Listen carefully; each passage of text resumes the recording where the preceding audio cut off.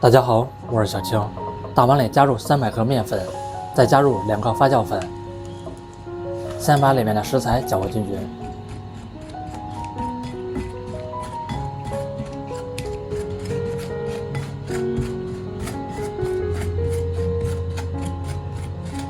这个时候往杯子里加5热红糖，再倒入200克开水。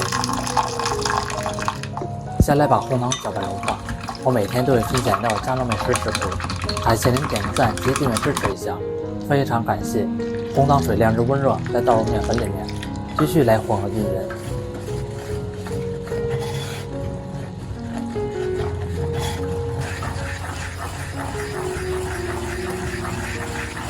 咱们一直搅拌到稍微浓稠一点的面糊就行，再套上保鲜罩，想法软为它。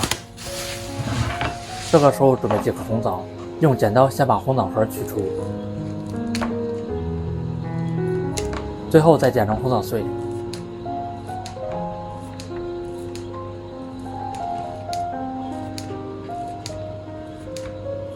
面糊已经醒拌好了，来看看里面都是蜂窝起糊。再把红枣碎放进去，继续来搅拌均匀。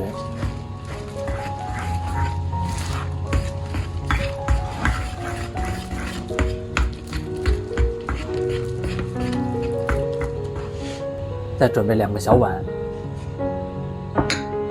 再往每个小碗里面喷一能食用油，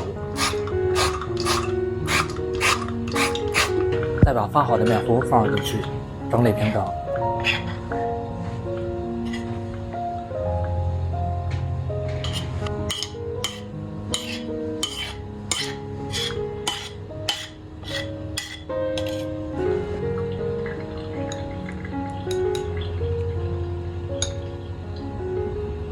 表面撒入一层红枣碎，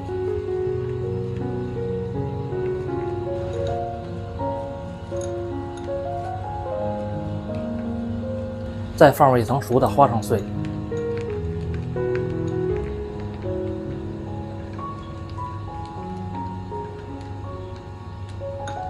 先放入蒸锅里面，不要开火，继续醒发10分钟。10分钟过后就已经明显膨胀变大了。盖上盖子，大火蒸25分钟。这么一道花生红枣面包就做好了。取出来之后非常好口磨，这里来的口感蓬酥暄软，香甜可口。如果您喜欢吃，可以试试这样做，真的比外面买的还要好吃简单。做法简单零基础，喜欢吃就赶快收藏起来试吧。感谢您的订阅支持，我们下期食谱再见。